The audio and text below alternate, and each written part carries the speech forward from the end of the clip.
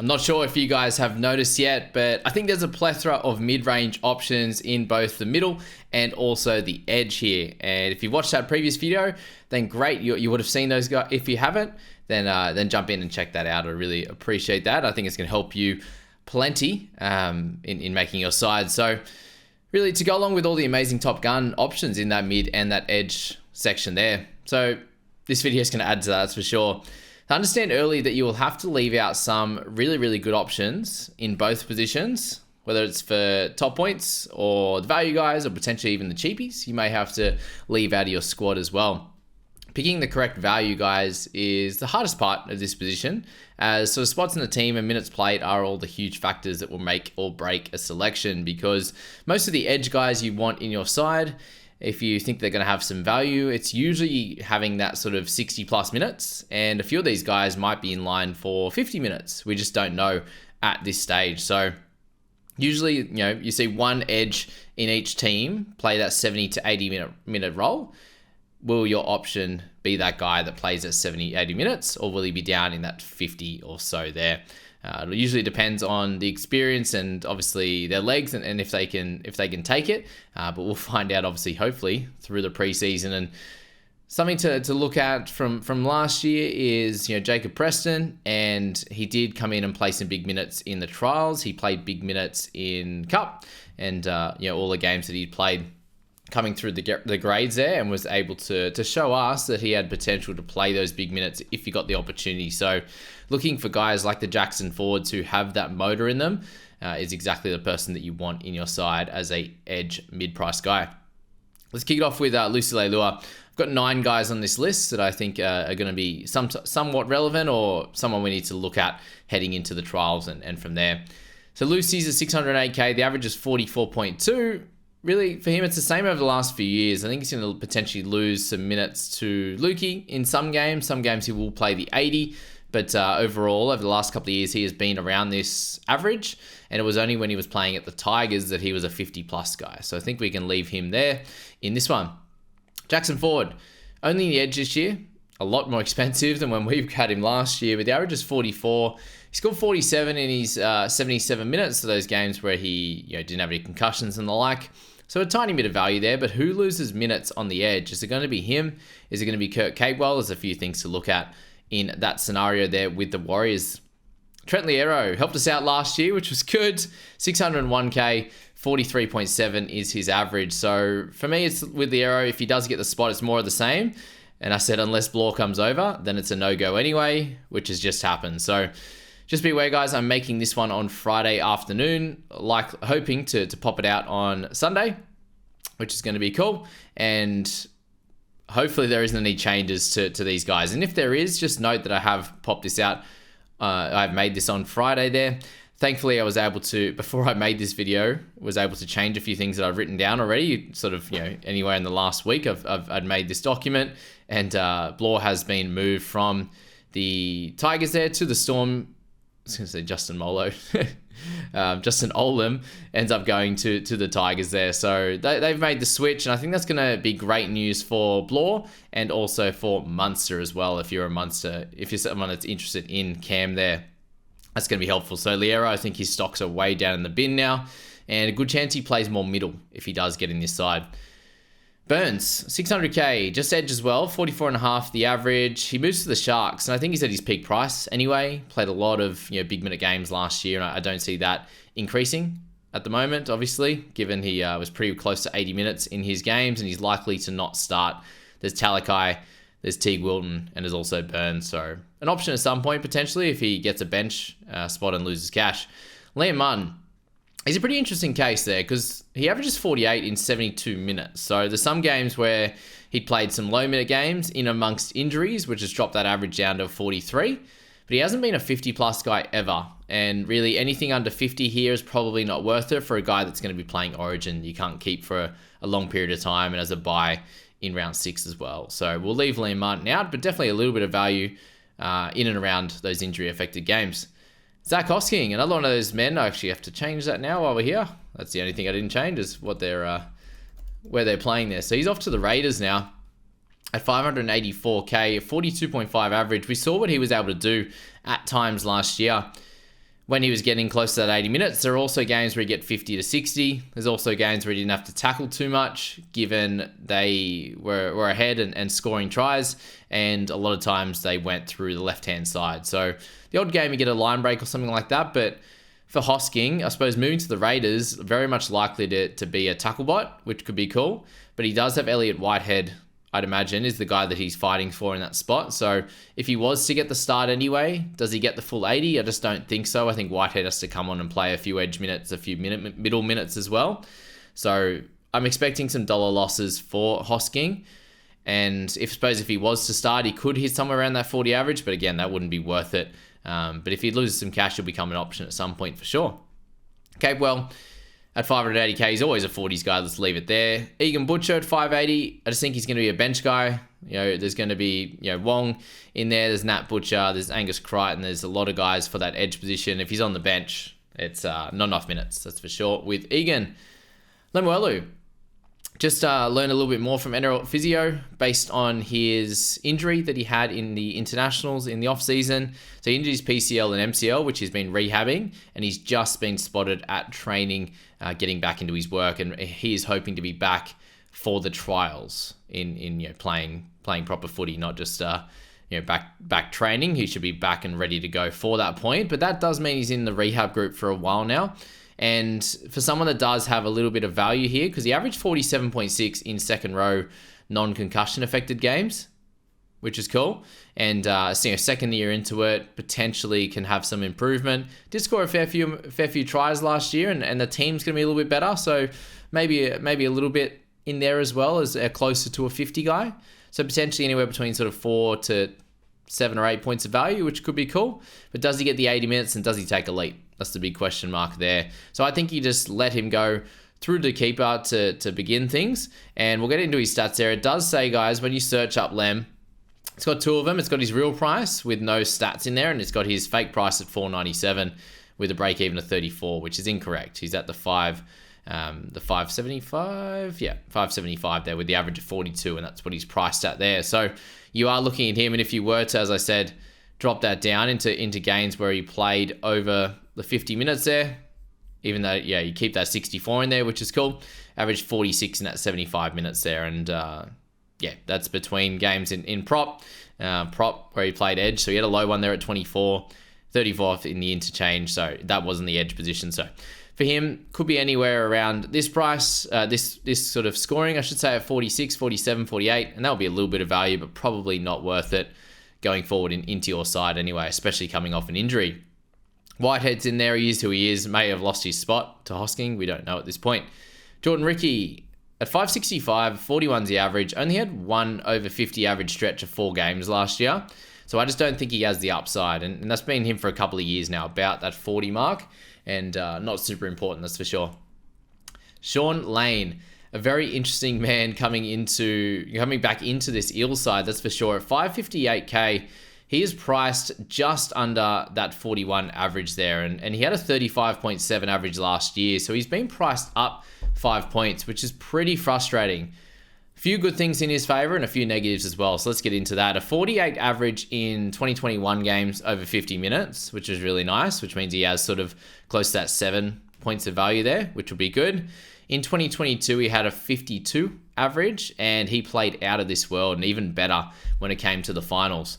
He's priced up 5, as I said, and if he gets back to near 2021, 2022 averages, then great. It's about 9 points of value if you average that out, which is cool. If not, then it's a little bit of a waste, just because he didn't look very good last year. There's a lot of injuries. There's plenty happened with him, and that's why he is of interest in our sides. But being priced up, it does make it a little bit tough for me to put him in my side personally. I definitely think that a lot of people will start with him, and a lot of people think it's a slam dunk. But for me with Laney, I do feel like I need to see it before I can believe it, to be honest. And maybe that's preseason trials. Maybe that is the first few rounds of the season to see how he plays, because he only had one good game last season where he was able to get over 60, and all the rest he sat between the 30s and the 40s and some lower 20s in that to bring down that average to 35.7. So I really don't think Laney's a guy that's going to be able to hurt us in terms of being able to have a stretch of sort of 60 plus games or 55 plus, which would be 15 plus points of value. I just don't see it. Could happen, but we'll have to see how he comes back from those injuries. Really, yeah, as I said, only one to score in the 7 games that he played last year. So Laney's definitely an interesting one. Speaking of interesting players, Dylan Lucas is the next guy on the list at 558k. He's someone I am extremely hot on.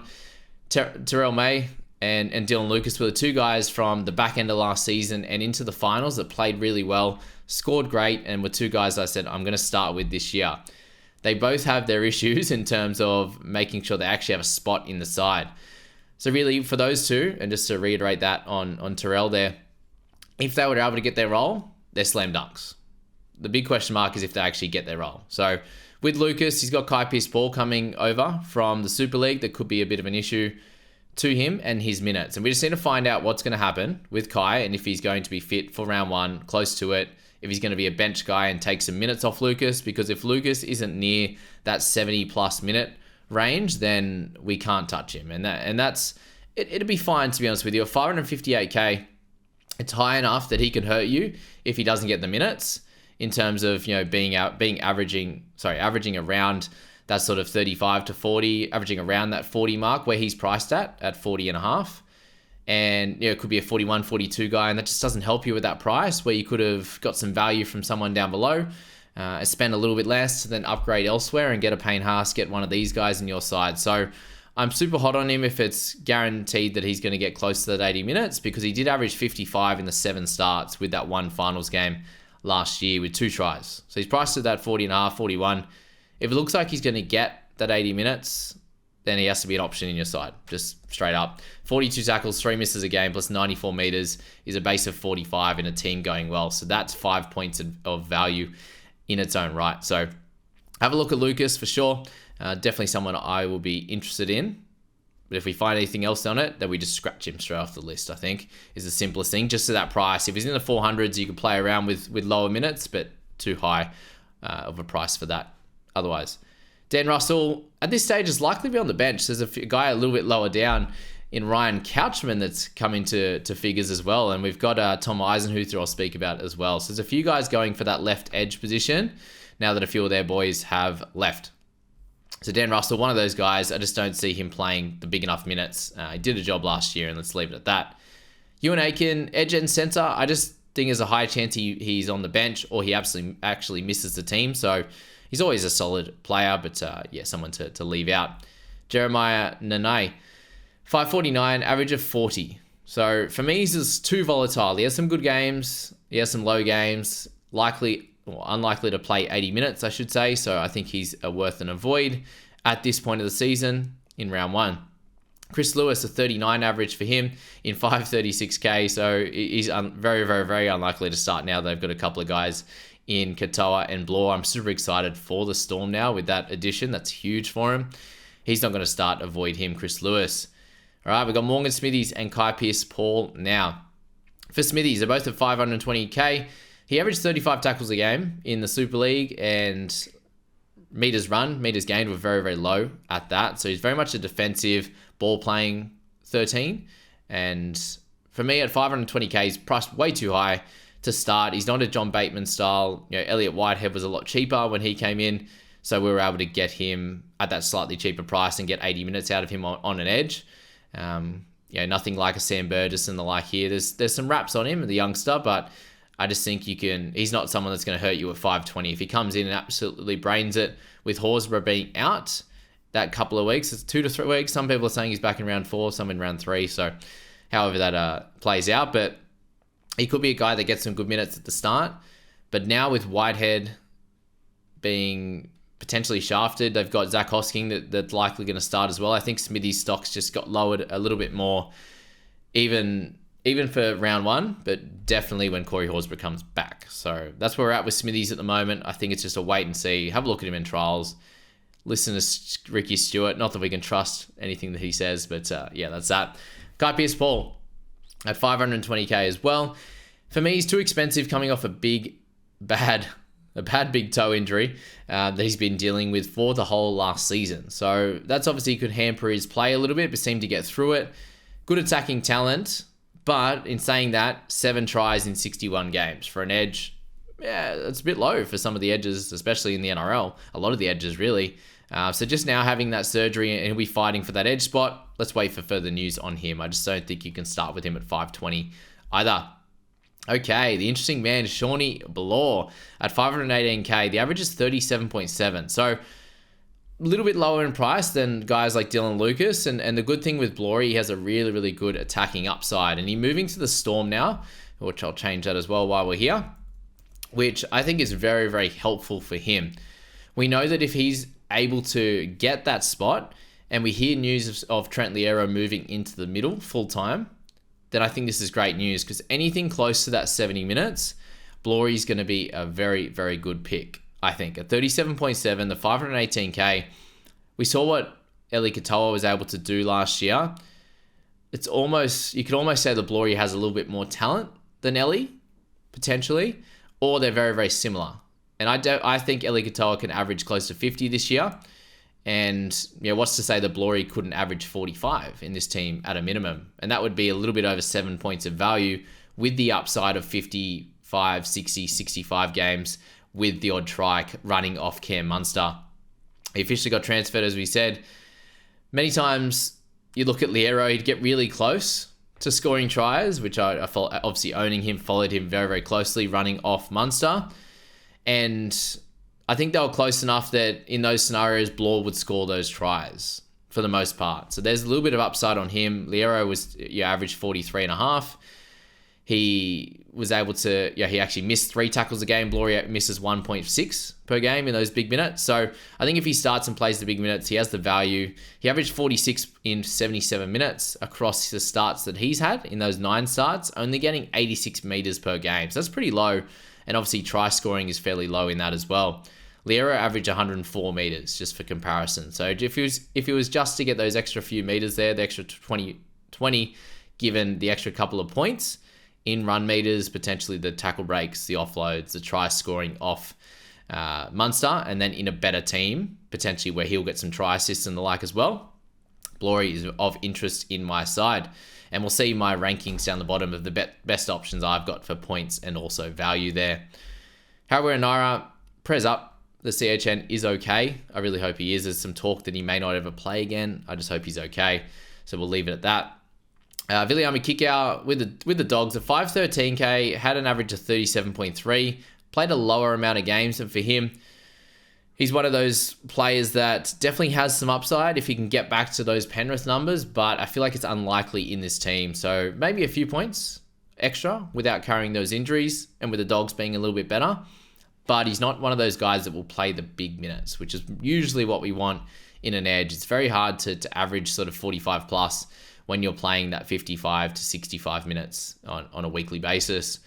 Felice Kafusi at 501k, the 36 average there. He has previous averages of 42 and 40 in 2021 and 2022. So it shows a little bit of value there at close to 5 to 6 points. But I just don't think it's worth it with his sin bin ratios and the like there. That's kind of why the average is down on previous years. Angus Crichton, definitely someone that you guys should be looking at, because if he was to get the start, we definitely should have some interest in him. Averaged 32 last year, and he's been priced up considering his pedigree. So he's someone that could average 50 to 60 if he started for 80 minutes, which he's done many times in the past. We need to see him in the trials, back to good form, or word from the coach before we get excited about Crichton there as a starter. I really hope he's doing well after the issues he had off the field with his health last year. So Crichton, definitely of interest, but we do need to find more information before he becomes a slam dunk pick in this Roosters side, which is covered and littered in edges and middles. Michael Cheekham did a really good job last year, made some money for coaches. I just don't think it'll happen again unless he's on the bench for a while and then injuries can hit like last year where he gets a start. But they have guys like Talis Duncan and the like that are options this year, potentially for that edge. Helam Lukey at 498k, average of 36.2. He did a really good job for a lot of us last year. The average of 40 in 55 minutes shows some major upside if he were to get bigger minutes, but the big question mark is he able to get near those big minutes? And unless there's an injury or two, we saw even last year with Nanai being out, that Lukey still wasn't able to get big minutes apart from 1 or 2 games. So unlikely going to happen at this stage to let him go. Garner, he's not going to start, so we'll leave him out. Let's go to Wong there as well. I also forgot to go through the stats from a few of these players. So Laney there, like we spoke about, if you want to look at a few of his sort of scoring efforts there, 2022, through the back end, there was a 71, 70, 67, 71, and 75 before he absolutely smashed it in the finals. Like I remember him playing up against the Cowboys and absolutely demolishing them. So last year was a little bit of a worry with just that 160 game and plenty of low ones, some low minutes games and the like there. If you just extrapolate his minutes out from last year, if you go a 50 plus, in that includes a 52-minute game, but he averaged 40 in the 75 minutes, which, you know, for him, he's got a very consistent spot in that team, and yeah, that's after injuries. So, you know, that's 5 points of value with potential ups. That's him hitting his price of what he's priced at, and then has the potential upside for sure, going back to where he would be at there. Lucas, there's obviously not many games to show from him, but he scored a couple of really good ones in the finals there, and yeah, big tackle numbers like we spoke about with him. Shawnee Blore, the 518. If you just extrapolate his one down, we already spoke about him in depth. That's fine. Crichton, we just spoke about. You can go through some of his seasons there. 2022 averaged 53, which was a fairly low one for him. 58 in 21, 60 in 20, and you get the story. Wong, let's have a chat about him in here before we get back into the Word doc. But 32.3 is his fantasy average last year. So let's have a look at him from the edge position there, and that gets into a 62-minute starter position, and that's 40, and that's probably something we need to look at because they have so many edges in their team. He has 5 games there in that. He also had a really, really good game in the final series. I'll get the stats up in that one where he scored a try, and he also had a 49-minute effort in there as well. So you're just looking at those scores there, and if he was to get those 62 minutes, he scored 1 try, got 3 line breaks in that, a fair few missed tackles, so that could definitely be cleaned up. And 3 errors in that and 5 penalties, so a penalty a game. They're all stats that could definitely be improved upon, and they're not outlierish stats that it's going to be very hard for him to get again. At 444k, he's definitely someone that should be on a lot of people's radars if he was to be able to get that start there, is Siwa Wong. So really, yeah, those games I'll talk about now. So 75 in the 71 minutes that he played in that finals game, and 29 in 49 minutes. So yeah, up and down obviously there, and that could be where he's at. He might play 50 minutes, he could play 60, he could play 70 there in some games, depending on injuries and what they're expecting from him. So at 444, the upside is really there. The downside, not so much there, which is really, really cool. So basically he has sort of 3 70-plus minute games and 4 50-minute games. And is that something that you expect coming into 24? Is that the trend that he follows there? I think he starts, but I do think he sticks to this schedule of minutes with guys like Crichton, Butcher, and potentially Satilli on that bench there that could take a few minutes from him for sure. So factoring in his 2 final starts, he averages 43, which, you know, is a 10 to 11 points of value, which is pretty easy to slot into your side for sure. Plus, you could add scope for some improvements in his own game, like we spoke about there, looking at the stats with penalties and missed tackles and the like, with a chance for more minutes. It's very, very hard to go past Wong if he is named to start in round 1. Josefsky, it's a no for me. Torpany is a no as well. Tom Eisenhuth, we're getting to the last few in the list, guys, so thanks so much for being here in this one. 424k for Tommy Eisenhuth. The average is 31, which is helps us a little bit if he was to get really big minutes, which we'll jump in and have a look at in a second. But the Dragons need leadership, and Eisenhuth will bring that for sure. And I think that's his the big factor that could be very helpful for Eisenhuth to get a chance in this squad, in the starting team anyway. So is that enough to get him a big minute role? I'm unsure at this stage. He averages 40 in 58 minutes in his edge starting games, which is cool because that's 9 points to potentially 10 points of value there. Even if that wasn't to change, and he was to get 58 minutes as a starter, that's super safe. 9 points of value for a guy that just is very consistent. If he was to increase those minutes up to 68 minutes there, he's a 46-point scorer in that time, and that's 15 points of value. So Eisenhuth, if he was to get the start, then that would be really cool. I was a little bit higher on him, thinking there'd be a good chance to start. And then we heard some chatter that Ryan Couchman could potentially get the edge starting position. So there's a lot of push and shove for this spot. And that could just really hurt all of them. And they all kind of split the role, like 2 of them split the role or something like that. And it could be a bit of an issue. But Eisenhuth can also play through the middle. Couchman also can play through the middle as well. Played some lock games in New South Wales Cup, which we'll speak about. And also some bench middle in first grade there as well. So big time trials watch for Eisenhuth and where they slot him in. Tuolangi, 421, going to be bench or miss the 17, not worth it. Couchman, we just spoke about him obviously a little bit, which is cool. And in New South Wales Cup, he averages 52 in 20 games. So that's 4 tries. He had 600 tackles with a 94% accuracy, and a lot of that's on the edge and a little bit through the middle as well, sort of 5 or 6 games through the middle. 138 meters per game, 15 offloads, so a little bit under an offload a game, and obviously plenty of meters there. Unlikely for 80 minutes though, so it's a risk at the price. Given he's priced at 30, that's 52 in, to be honest, a lot of them weren't 80-minute games. He sort of played a stretch of the middle of the season where he had 70 and 80-minute games. At the start, there was a 40-odd or 50-odd. So he's a little bit all over the shop. I didn't go through counting the actual average minutes, but it looked like it'd be around the 60-odd, which, if he was to get a start here, 60-odd minutes, you'd expect somewhere around the 38 to 40, given his scoring, which we'll show in a sec, in first grade. So it's definitely a risk at the price, and if he is on the bench, he's priced himself out of contention, that's for sure. So that is Wong, and then we'll go to Eisenhuth at 424.